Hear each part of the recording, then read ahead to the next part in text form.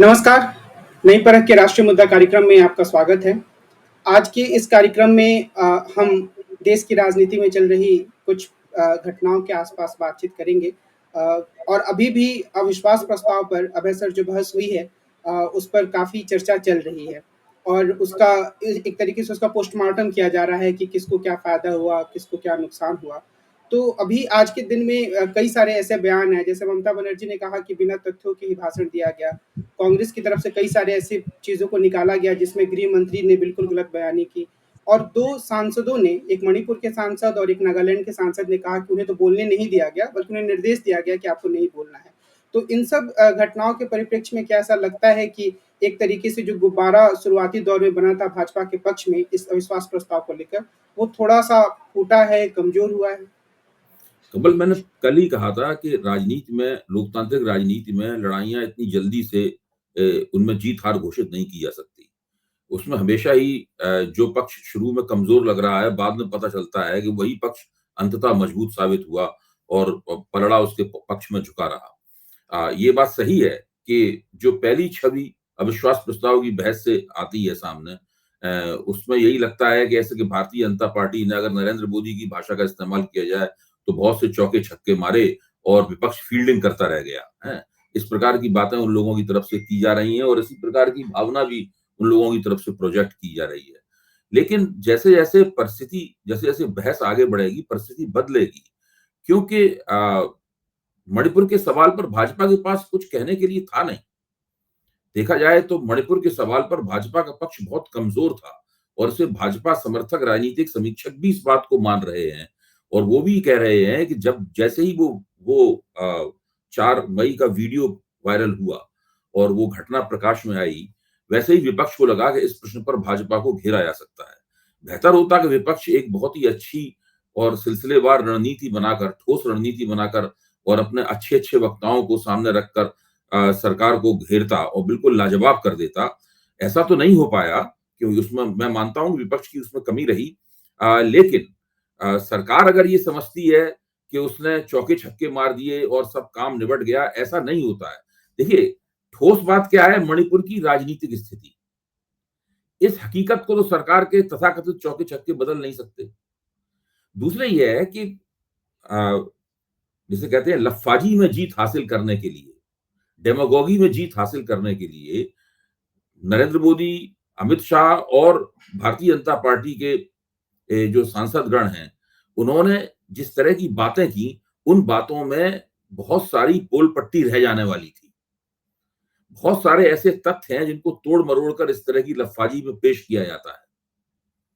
वो ज़माना चला गया जब सांसद जो है बहुत सारी किताबों और तथ्यों के साथ में संसद में आता था और उसके पास बिल्कुल एक अनुसंधानकर्ता की तरह तमाम चीज़ों की जानकारी होती थी कि तमाम सारे सांसद इस इन खूबियों के लिए जाने जाते थे। वो वक़्त तो निकल गया है, अब तो सांसद बिना किसी तैयारी के कुछ थोड़ी-सी पर्चियों पर थोड़े से पॉइंट बनाकर आते हैं और उनके आधार पर बाकायदा संसद में इस तरह बोला जाता है जैसे कि पॉलिटिकल रैली में बोला जा रहा हो। और उसी तरीके से प्रधानमंत्री ने भाषण दिया, उसी तरह और अमित शाह तो इस तरीके से बोल रहे थे जैसे कि वो डीएवीपी जब सरकार का विज्ञापन जारी करती है, directorate of advertising and visual publicity सरकार का विज्ञापन जारी करती है, तो उस विज्ञापन में से पढ़ रहे हो कि हमने इतना किया, इतना किया, इतना किया। देखिए, एलआईसी वाला है मामला। एलआईसी वाले सवाल पे जो तथ्य रखे गए, वो गलत तथ्य रखे गए। कलावती वाले सवाल पे तथ्य रखे गए, वो गलत तथ्य रखे गए और अगर जैसे-जैसे अमित शाह के और नरेंद्र मोदी के भाषणों का बारीक पाठ होगा, उसका विश्लेषण होगा, उसकी और खामियां निकल कर सामने आएंगी। होना ये चाहिए कि इन तमाम खामियों को रिकॉर्ड पर दर्ज करना चाहिए विपक्ष को। इनका एक टेक्स्ट जनरेट करना चाहिए। इनके इनके बारे में लिखित रूप से एक श्वेत पत्र, ये लोग क्या-क्या गड़बड़ी जब से नरेंद्र मोदी ने बिहार में सिकंदर को इतिहास में सिकंदर को बिहार में लाए हैं नरेंद्र मोदी, उस क्षण से लेकर और संसद में दिए गए इन भाषणों तक, जितनी भी इन लोगों ने इस तरह की गड़बड़ियां की हैं, उन सबकी एक पुस्तिका तैयार की जानी चाहिए। मैं बार-बार कहता हूं और उसको 10 करोड़ छाप के सारे देश में बांट देना चाहिए। आज आपसे आपके साथ बातचीत करने से पहले मैं उत्तर प्रदेश में 2022 का जो विधानसभा चुनाव था, उसका लोक नीति द्वारा किया गया पोस्ट पोल विश्लेषण 54 पेज का है, वो मैं देख रहा था क्योंकि मुझे समाजवादी पार्टी के ऊपर एक लेख लिखना था, एक एकेडमिक लेख लिखना था। तो मैंने पाया कि उसमें जिन लोगों से बातचीत की लोकनीति के साथियों ने, तो उन लोगों ने बताया उनमें से ज्यादातर लोग इस बात पे बहुत ध्यान देते हैं कि उनका प्रतिनिधि कितना पढ़ा लिखा और समझदार है। तो अब ये अगर तथ्य लोगों के सामने आएगा कि ये सरकार के कारकुन हैं, जो बड़ी-बड़ी बातें करते रहते हैं हमेशा, ये दरअसल कितने पढ़े लिखे और समझदार हैं। ये लोगों को पता लगना चाहिए कि एंटायर पॉलिटिकल साइंस में जो जो व्यक्ति, जो हमारा प्रधानमंत्री अ, स्नातक है, वो किस तरह के तथ्यों को पेश करता है। अ, हमारे गृह मंत्री किस तरह के तथ्यों को, हमारे गृह मंत्री जो कि तड़ीपार रह चुके हैं, वो किस तरह के तथ्यों को पेश करते हैं, भाजपा के विभिन्न सांसद क्या क्या बोलते हैं, क्या नहीं बोलते हैं, ये सब बातें निकल कर सामने आनी चाहिए। एक और बात है जिसकी तरफ आपने सबसे पहले इशारा किया था कि राहुल गांधी का भाषण काफ़ी ज़्यादा लोगों ने देखा। तो जी, जी। उसमें एक मैं अभी ऑनलाइन चीज़ों को ही देख रहा था, तो हुँ, नवभारत टाइम्स के का जो हिंदी संस्करण है उसमें उसका जो वेब पेज है, उसने हुँ, एक सर्वेक्षण कराया जिसमें लोगों ने कहा कि उन्होंने राहुल के भाषण को ज़्यादा पसंद किया मोदी की तुलना में। हुँ, उसी तरीके से रूबिका लियाकत ने भी एक सर्वेक्षण कराया जिसमें 66% लोगों ने कहा कि राहुल हुँ। का भाषण ज़्यादा अच्छा था। जी, तो जी। ये एक ऐसा तथ्य है जो दिखाता है कि शायद जिसकी तरफ आपने पहले रेखांकित किया था कि हुँ। विपक्ष को और जोर लगाने की ज़रूरत है और वो सही दिशा में आगे बढ़ रहे हैं। देखिए, राहुल गांधी की अ, भारत जोड़ो यात्रा के समय उसी के इर्द-गिर्द मैं ये मानता हूँ, मेरी मान्यता है, गलत साबित हुई हो सकती है, मैं उसका खतरा उठाते हुए कह रहा हूँ। उसी के इर्द-गिर्द देश में एक खास तरह का माहौल बनना शुरू हुआ। उसके कई कारण थे। मैं मानता हूँ कि उस यात्रा ने उत्प्रेरक का, ट्रिगर पॉइंट का रोल प्ले किया। वो माहौल ऐसा बनना शुरू हुआ कि लोगों को लगा कि उन्हें किसी नरेंद्र मोदी के साथ-साथ वो तो हैं ही देश के नेता और प्रधानमंत्री हैं, बड़े नेता हैं। अ, एक किसी और नेता को तलाशना चाहिए। कोई एक समांतर नेतृत्व होना चाहिए। जो जो नरेंद्र मोदी और इन सब लोगों को, नरेंद्र मोदी के सबके प्रभाव को जो है ना, प्रति संतुलित कर सके और लोकतंत्र में एक ज्यादा संतुलन। मैं ये नहीं कह रहा हूं कि लोग इसलिए तलाश रहे हैं कि वो भाजपा को हरा देंगे उस नेतृत्व के सामने आते ही। ये तो बहुत दूर की बात है। आगे जाके मालूम पड़ेगा कि इसका राजनीतिक नतीजा क्या होगा। लेकिन ये ना कहीं लोकतंत्र में असंतुलन आया है, इसको दुरुस्त करने की एक इच्छा जो है, वो लोगों के मन में आने लगी है। ये चीज जो है, लोगों को अब एक दूसरा नेता चाहिए। मुझे लगता है कि ये आवाज बहुत तेजी के साथ आ रही है। जिस तरह हिमाचल प्रदेश में भारतीय जनता पार्टी हारी, जिस तरीके से कर्नाटक में भारतीय जनता पार्टी हारी और जिस तरीके से दिल्ली महानगर पालिका के चुनाव में भारतीय जनता पार्टी परास्त हुई और इस वक्त छत्तीसगढ़, राजस्थान और मध्य प्रदेश में भाजपा के खिलाफ, चाहे वो सत्ता में हो या सत्ता से बाहर हो, जिस तरह का माहौल है, उससे मुझे लगता ये है कि लोग किसी और नेतृत्व की तलाश कर रहे हैं। मैं असल में एक लेख देख रहा था और ख़ास तौर पे वो इसलिए ज़रूरी है क्योंकि अभी ये खबर आई है कि जो मुख्य चुनाव आयुक्त या चुनाव आयुक्त की नियुक्ति होगी, उससे मुख्य न्यायाधीश की भूमिका को कम किया जा रहा है। तो एक लेख अभी सव्यसाची दास ने लिखा है, जिसमें उन्होंने ये तथ्यों के साथ बताने की कोशिश की है कि असल में निर्वाचन आयोग के पास इतनी शक्ति होती है कि वो चुनावों के नतीजों को प्रभावित कर सकता है। तो मेरा प्रश्न ये है कि जो संस्थात्मक छेड़छाड़ हो रही है उससे क्या भारतीय लोकतंत्र को एक खतरा पैदा हो गया है? ये मेरा सवाल है और शायद मैं इसलिए इस प्रश्न पे भी चुनाव आयोग की नियुक्ति में मुख्य न्यायाधीश को हटाकर किसी मंत्री को लाने के बारे में सरकार जो कोशिश कर रही है, ये खबर पहले से चल रही है। ये विश्वास मत जब जिस दिन विश्वास मत की बहस चल रही थी, उस अविश्वास मत की बहस चल रही थी, उस दिन भी ये खबर थी। मैं ये मानता हूं कि ये सरकार अघोषित रूप से ये साबित करना चाहती है कि जो लोकतंत्र के 3 स्तंभ हैं, कार्यपालिका, न्यायपालिका और विधायिका, उसमें विधायिका और कार्यपालिका का जो जोड़ है, हैं, वही जोड़ जो है, वो प्रभुत्वशाली जोड़ है, उसी की चलनी चाहिए हर हालत में। वो कहीं भी, और विधायिका भी वो जो वो सरकार चाहे। तो और इसको आप दोनों को मिला के कार्यपालिका कह सकते हैं। तो कार्यपालिका की चलनी चाहिए। ये पूरी कोशिश लगातार हो रही है। अच्छा, परिस्थिति व्यावहारिक स्थिति ये है कि जजों की नियुक्ति भी कार्यपालिका और सरकार करती है। तो जज घुमा फिरा के एक तरह से सरकार के मुखापेक्षी हो ही जाते हैं। तो बस इस तरह की परिस्थिति है, इसमें जो बहुत ही आत्मसम्मान वाला जज होगा वही नहीं करेगा ऐसा, बल्कि बाकी बहुत मुश्किल होती है जजों को अपने रिटायरमेंट के बाद में भी कुछ अ, व्यस्त रहने के लिए कुछ चाहिए होता है, ताकि वो प्रासंगिक बने रहें, प्रशासनिक रूप से भी प्रासंगिक बने रहें और प्रोफेशनल रूप से भी प्रासंगिक बने रहें और आमदनी के लिहाज से भी प्रासंगिक बने रहें, उसके लिए भी सरकार के ऊपर निर्भर हो जाते हैं। तो इस तरह इस लोकतंत्र में जो अधिकारों का बंटवारा है और जिम्मेदारियों का बंटवारा है, उसमें पलड़ा पूरी तरीके से कार्यपालिका के पक्ष में झुक जाता है और इस परिस्थिति का सरकार जम के उपयोग कर रही है अपनी तरफ, पूरे मामले को खींचने के लिए। अच्छा, इसके दूरगामी ही नहीं, फौरी तौर पर भी दुष्परिणाम होते हैं। इसमें क्या होता है कि न्यायपालिका को जब लगता है कि हर बात में उसके पैर पे पैर रखा जा रहा है, यानी मुख्य न्यायाधीश कोई हटाने का प्रस्ताव ला रहे हैं, उसके लिए कानून बनाना चाहते हैं, तो वो बिल्कुल चाहते हैं कि ऐसा चुनाव आयुक्त बनाया जाए जो हमारे कहने पे ही काम करे और बिल्कुल हमसे हमसे हमसे हमसे किसी तरह की निष्पक्ष और स्वायत्त किस्म की भूमिका ना निभा पाए। तो ऐसी परिस्थिति जो है वो लोकतंत्र को विकृत कर ही देगी, लोकतंत्र के पूरे ढांचे को गड़बड़ा देगी। और आज तो ये खबर भी आई कि जो दिल्ली सेवा विधेयक पास हुआ था, वो अब कानून का दर्जा प्राप्त कर चुका है क्योंकि राष्ट्रपति ने उस पे हस्ताक्षर कर दिए हैं। तो इस कानून के बनने के बाद दिल्ली की राजनीति किस तरीके से प्रभावित होगी?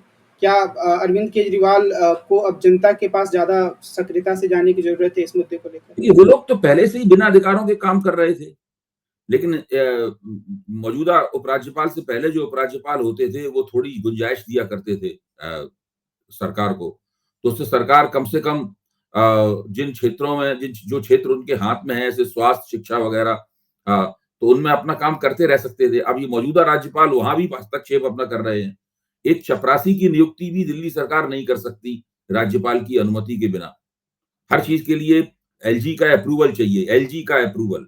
ये एक ऐसी लाइन है जो आप दिल्ली सरकार दिल्ली में जो भी सचिवालय में जाएं, कहीं जाएं, हर जगह आपको किसी दिल्ली सरकार की संस्था में जाएं, एलजी का अप्रूवल चाहिए, एलजी का अप्रूवल चाहिए। ये एक लाइन हर जगह आपको सुनने सुनने को मिलेगी। तो अब ये तो पहले से ही वो कर रहे थे और वो लोग जानते हैं, आम आदमी पार्टी वाले, कि ये बिल्कुल उनके लिए आर पार की लड़ाई है। या तो उनको खत्म कर दिया जाएगा या वे अपने अधिकारों को जीत लेंगे। वो बिल्कुल, और अधिकारों को तभी टिके रह सकते हैं जबकि वो जनता के बीच में अपनी पहुंच बनाए रखें और जब चुनाव की टक्कर हो तो वहां पे वो उसी ठप्पे के साथ जीत हासिल करें जिस तरह से उन्होंने पिछले 2 चुनावों में हासिल की। आपने इस हफ्ते एक लेख लिखा था दैनिक भास्कर में कि किस तरीके से जो राजनीतिक दल हैं, वो अपनी एंटी इनकम्बेंसी का मुकाबला करते हैं और एक अलग-अलग उसके मॉडल क्या हो सकते हैं। तो इस विशेष संदर्भ में कि जो आपके तर्क हैं, अगर आप हमें एक बार बताएँ तो शायद हमारे दर्शकों को देखिए, मुख्य समझने में तौर पे आसानी हो। जब मैंने देखा कि एनडीए के सांसदों के 40-40, 45-45 सांसदों के समूह बना दिए हैं भारतीय जनता पार्टी ने और प्रधानमंत्री उनको अलग-अलग संबोधित कर रहे हैं। तो पहले जब एनडीए के समूह को संबोधित किया तो उसकी खबर जब आई तब मैंने इसके ऊपर सोचना शुरू किया। अब तक वो और कई समूहों को संबोधित कर चुके होंगे। तो उसमें प्रधानमंत्री ने कुछ जो बातें कही, उसपे मैंने अपने अन्य समाज वैज्ञानिक विद्वान साथियों से भी चर्चा की। तो वो लोग भी इस बात को मान रहे थे और उन्होंने भी कुछ मुझे इसमें कुछ गहराई से देखने का मौका प्रदान किया। जैसे कि बड़ी-बड़ी बातें हैं, जैसे कि धारा 370, जैसे कि राम मंदिर, जैसे कि 5 खरब की अर्थव्यवस्था बनाना, जैसे कि विदेश नीति में मोदी और भारत का डंका बजना। ये सब जो बड़ी-बड़ी बातें हैं, प्रधानमंत्री का कहना ये था कि सांसदों को निर्वाचन क्षेत्र स्तर पर इन सब बड़ी-बड़ी बातों पर भरोसा नहीं करना चाहिए। वो एक तरह से वो ये भी कह रहे थे कि इन सब बड़ी बातों को वो उनके लिए छोड़ दें। ये बड़े-बड़े हथियार हैं, इसको प्रधानमंत्री चलाएँगे, गृह मंत्री चलाएँगे, ये सब सांसदों को नहीं करना चाहिए। दूसरे, प्रधानमंत्री को ये भी लगा होगा कि अगर सांसद कहेगा देखिए 5 ट्रिलियन की इकोनॉमी बन रही है? तो सांसद तो जनता ये भी कह सकती है भाई हमें क्या मिल रहा है ये भी बता दो, तो वहां पे बहुत मुश्किल पड़ जाएगी। इसलिए सांसदों को चाहिए कि जनता के निकट जाएं, उनके साथ मिलकर काम करें और हमदर्दी हासिल करें। इसके पीछे एक ये भी एहसास है कि स्थानीय स्तर की एंटी इनकम्बेंसी बहुत जबरदस्त होने वाली है अगले चुनाव में। बहुत सारे सांसद हैं जो कि 10 साल हो जाएंगे उनको सांसद बने हुए, तो दूसरे चुनाव में 2019 के चुनाव में तो वो घुसकर मारा वगैरह वगैरह के चक्कर में जीत गए, लेकिन इस चुनाव में तो वैसी कोई बात है नहीं सामने। ये अलग बात है कि अगले 7-8 महीने में फिर से कोई ऐसा ही मुद्दा आ जाए जिससे सरकार को उस तरह का लाभ हो जाए, लेकिन अभी तक तो कम से कम नहीं दिखाई पड़ रहा है। भविष्य के बारे में हम लोग कुछ कह नहीं सकते। तो ये एक ऐसी स्थिति है, नरेंद्र मोदी इस बात को लेकर चिंतित हैं कि जो निर्वाचन क्षेत्र के स्तर की एंटी इनकम्बेंसी है, इसका मुकाबला कैसे किया जाए। इसका मुकाबला करने के लिए एक तो एक तो बनी बनाई रणनीति है कि सांसद को उम्मीदवार बदल दिया जाए, लेकिन ये आप सब जगह तो कर नहीं सकते हैं। भाई आखिरकार भाजपा ने जो 303 सीटें जीती हैं, उन 303 सीटों पे आप ज्यादा से ज्यादा 100 उम्मीदवार बदल सकते हैं, अधिकतम 1/3 उम्मीदवार बदल सकते हैं। बाकी 200 उम्मीदवारों को तो आपको दोहराना होगा। तो वो 200 उम्मीदवारों के खिलाफ या 250 उम्मीदवारों के खिलाफ जो स्थानीय स्तर की एंटी इनकम्बेंसी होगी, उसका मुकाबला कैसे किया जाएगा। तो मुझे लगता है कि ये पूरी कवायद जो है वो इस लक्ष्य की तरफ उन्मुख है। अब ये नरेंद्र मोदी को, भाजपा को इस बात में कोई शक नहीं है कि उन्होंने जो सब्सिडी तंत्र बनाया है, लाभार्थियों का जो संसार बनाया है, उससे उनको थोड़ी मदद मिलेगी। लेकिन दूसरी तरफ वो ये भी देख रहे हैं कि ये लाभार्थियों का संसार विपक्षी सरकारों ने भी अपने अपने स्तर पे बना दिया है और उतने ही शक्तिशाली तरीके से बनाया है। अशोक गहलोत ने बनाया, सबने बनाया है, अरविंद केजरीवाल ने बनाया है और क्षेत्रीय पार्टियां हैं उन्होंने भी बनाया है। तेलंगाना में चंद्रशेखर राव ने बनाया है, बीजू जनता दल ने बनाया है। कोई छोटा मोटा नहीं है, आप उसका अलग से अध्ययन नहीं हुआ है, वो उतना ही शक्तिशाली है और जनता को उसी तरीके से वो आर्थिक रियायतें देते हैं। तो कई कई कई कई कई लिहाज से अगर देखें तो भाजपा को लगता है कि उन्होंने जो लाभार्थियों का संसार बनाया था उसको स्थानीय स्तर पर, प्रदेश के स्तर पर कई जगह न्यूट्रलाइज कर दिया गया। तो उन्हें लगता नहीं है कि इसका कोई बहुत ज्यादा बड़ा फायदा उनको मिलेगा। तो ये सब चिंताएं उनके मन में है। कहीं ना कहीं उनको लगता है, सपना आ रहा है भाजपा को, मुझे लगता है कहीं 2004 ना हो जाए। तो ये सब जो तैयारियां हैं, इस पेशबंदियां हैं, ये सब 2004 के अंदेशे से निपटने के लिए है। मैं आखिरी सवाल राजस्थान के संदर्भ में जोड़ना चाहूंगा, क्योंकि आपने अशोक गहलोत का नाम लिया, तो उन्होंने ओबीसी के आरक्षण को 6% बढ़ाया, महिलाओं को अभी उन्होंने फोन देने की घोषणा की। तो वो काफी हद तक एक ऐसा तरीका अपना रहे हैं जिससे कि जनता ये माने कि उन्होंने काफी लोक कल्याणकारी काम किए हैं। तो क्या आपको लगता है अभी हाल की स्थिति में कि वो राजनीतिक फायदा लेने की स्थिति में है? उन्होंने दो बहुत जबरदस्त काम किए हैं, इनकी राष्ट्रीय स्तर पर चर्चा है। एक तो उन्होंने महंगाई राहत शिविर लगाए, जो बिल्कुल एकदम नई किस्म की योजना है, ऐसा किसी और जगह नहीं हुआ है। दूसरा उन्होंने काम ये किया है कि उन्होंने एक रोजगार गारंटी स्कीम बनाई है उन्होंने, जो एक तरह से इनकम गारंटी स्कीम जैसी है।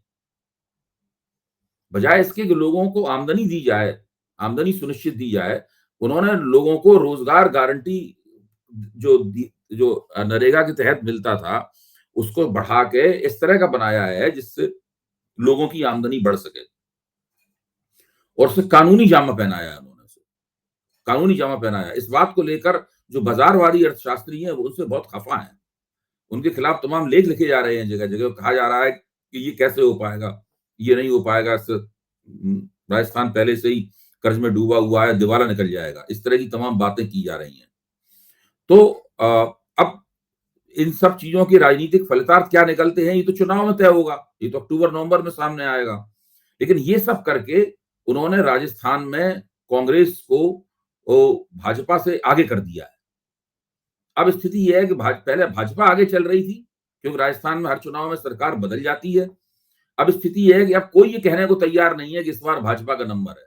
अभी मैं बीकानेर गया था, राजस्थान गया था, वहाँ बहुत लोगों से बातचीत की, पत्रकारों से बातचीत की और भी ट्रेन में और दूसरी ऐसी साधारण लोगों से बातचीत की जो राजस्थान जा रहे थे या राजस्थान से आ रहे थे। तो सब किसी ने भी नहीं कहा कि इस बार भाजपा का नंबर है। सब लोग कहते रहे ये लड़ाई बहुत टक्कर काँटे की है और अशोक गहलोत साथ में ये भी कहते थे कि गहलोत ने बड़ा ज़बरदस्त काम करके दिखाया है। गहलोत ने जो किया है उसकी चमक इतनी है कि उससे भारतीय जनता पार्टी के जीतने की संभावनाएँ जो हैं वो राजस्थान में धूमिल पड़ गई हैं।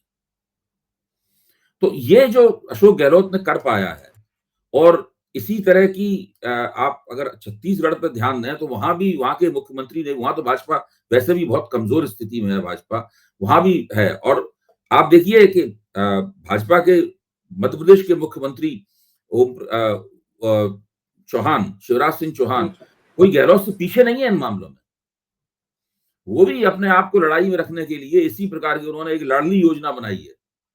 उस लाडली योजना से वो अपने खिलाफ जो एंटी इनकम्बेंसी है उसको पलटने की कोशिश कर रहे हैं।